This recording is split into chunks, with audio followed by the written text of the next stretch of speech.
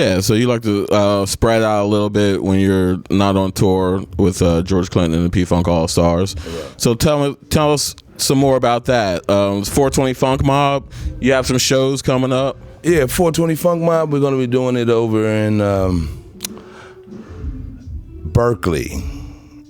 I couldn't tell you the dates. I'm really bad at dates, but just look us up. And oh yeah, this is the thing I wanted to turn you on to is that we have our own. Well, I have my own network, which is called My Funk. I mean, that's about as selfish as you can get. But it's the Facebook or MySpace or the whatever space for funk enthusiasts.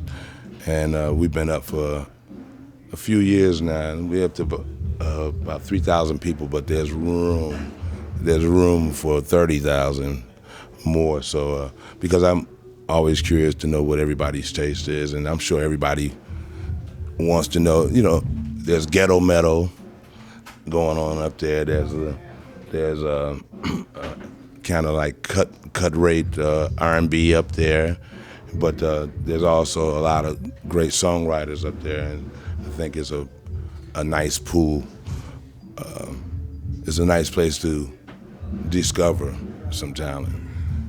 So people can go up there and post their songs and check each other out and give comments. And you get your personal page. Everybody gets a personal page. You can design it the way you want it. I got to say, one of the first cats that was down with me was like Jeff Lee Johnson. He just passed away, and so I'm going to miss having him up there.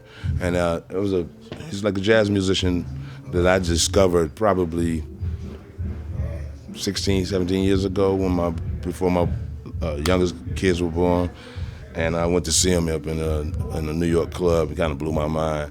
And when I started the network, he was one of the first people that jumped on it. And we never really personally met, but we stayed connected that way, and I just found out that he's no longer with us. But I got to say, everybody, big respect to Mr. Jeff Lee Johnson. If you don't know who I'm talking about, just look him up, search him, Jeff Lee Johnson, and get your mind blown the same way I did, Okay. R.I.P. Jeff Lee Johnson. Yeah. I hope he rests well. Yeah. What else is going on? This show is going on. As a matter of fact, give me this microphone. There you go. Yeah, because it's been a while since I've seen you, and I see that now we have a new forum in which you are working. Yeah. And so, how's that been going for you? It's working pretty well. I'm just getting started, getting my feet wet in this video thing. Okay. And I had my first show on Arlington Channel a couple of weeks ago. Freedom Village comes on at 7:30 on Thursday nights and 10 o'clock on Saturday nights. So is there like a certain target market that you're aiming at, or? Yeah, this is a show about nightlife and music and culture and just fun, basically. Okay. Yeah. So, and that's out of Arlington? Arlington, Virginia, but we're covering more than Arlington. We're covering the world because nobody wants to be boxed in. Yeah. This is the World Wide Web, so. Yeah. The world is right there. It's gotten a lot smaller with the internet, so we have our stuff on YouTube, just like everyone else. Yeah. So just keeping it moving. So, so far, what guests have we seen? So far, we've seen Derek Avery from Arlington and Sophista Funk from upstate New York in Syracuse. Okay. They do a little funky hip-hop thing. All right. And we had a local celebrity, John Dotson, on the first show. Okay. Yeah, that's where we are right now. All right. Well, to share with the audience, I want to turn a few of you on to like some of the people that I like, and I probably am campaigning for all the time. Okay. One is the guy sitting here to the left of me, Mr. Steve Boyd, lead singer now, newly at Parliament Funkadelic. Even though you're newly the lead singer, you're not new. Well, yeah, I've been here for like about 25 years. So that ain't, I mean, that ain't necessarily new. If there's people who've been here like longer than me, like Clip and Mike Hampton. You want to know what's funny? What's funny is this band has like so many generations that I remember one time there was like there was a nomination for Hall of Fame. Okay. Oh yeah. 7 of us only had 24 years, so we weren't considered.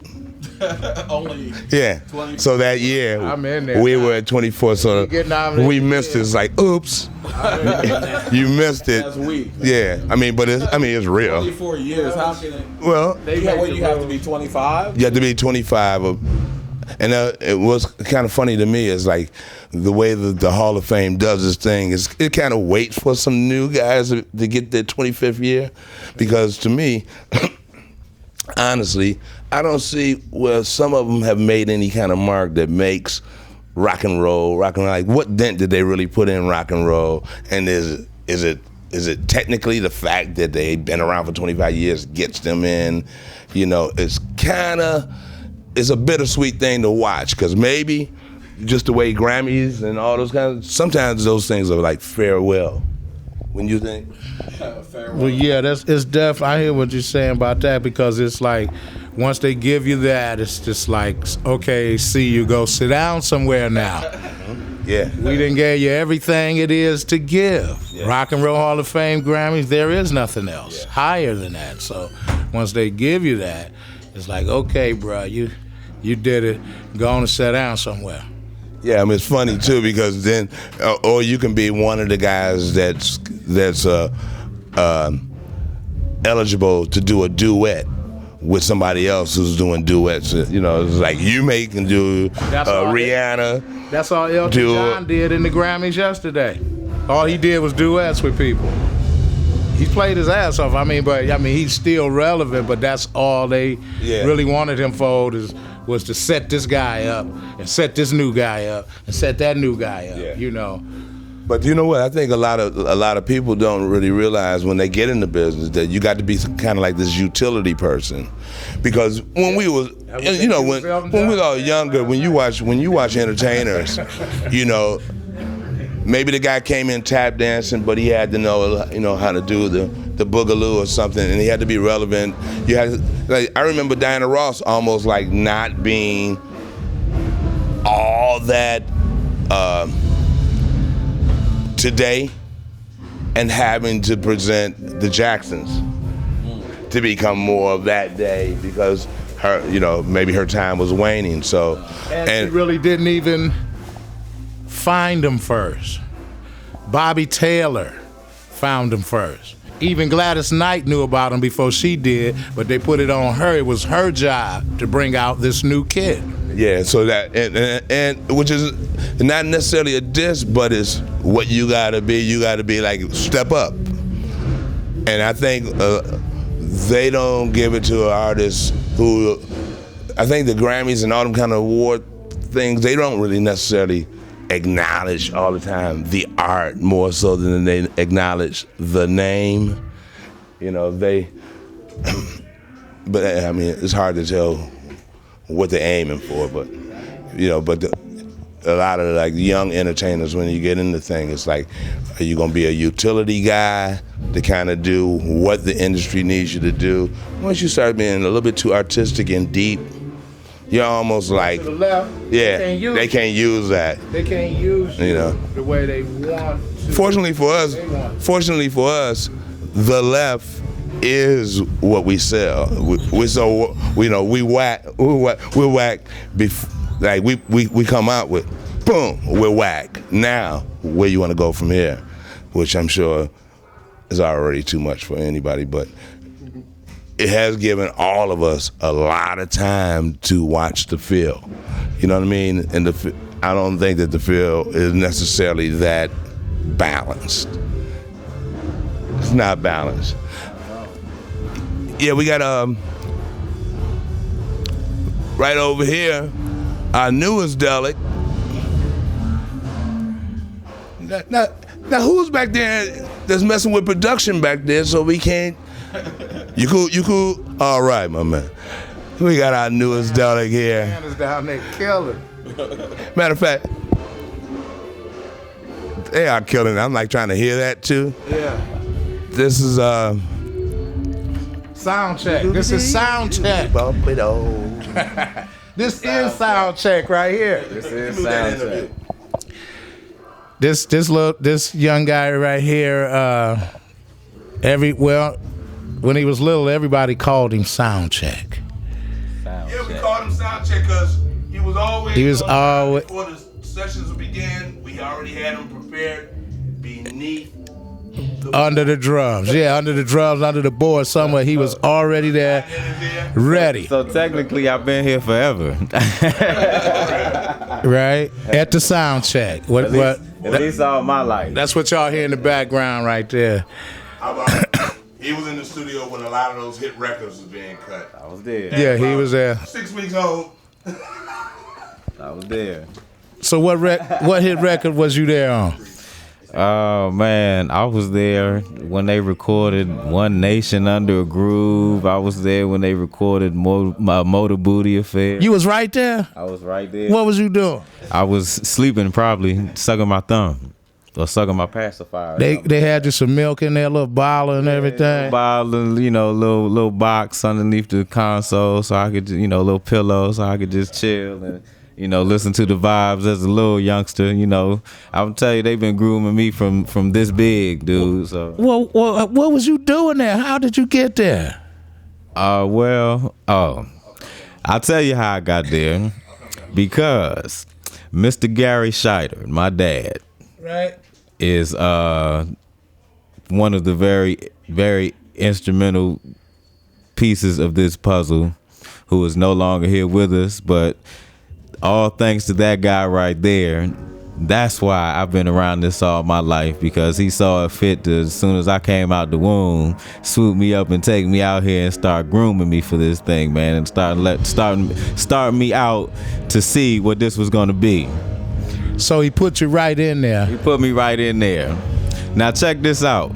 They playing my song right now. George done set me up. My interview is over because I'm supposed to be on stage. Well, now he's a Funkadelic now, and he got to go to work. So I got to go to work. Ladies and gentlemen. Talk to y'all later, though. Yeah, part 2 of the Gary Scheider, Diaper Man son, Gary Scheider, will be back to talk with you.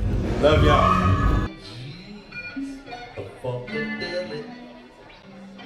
If y'all feeling all right so far, everybody make some noise. Come on.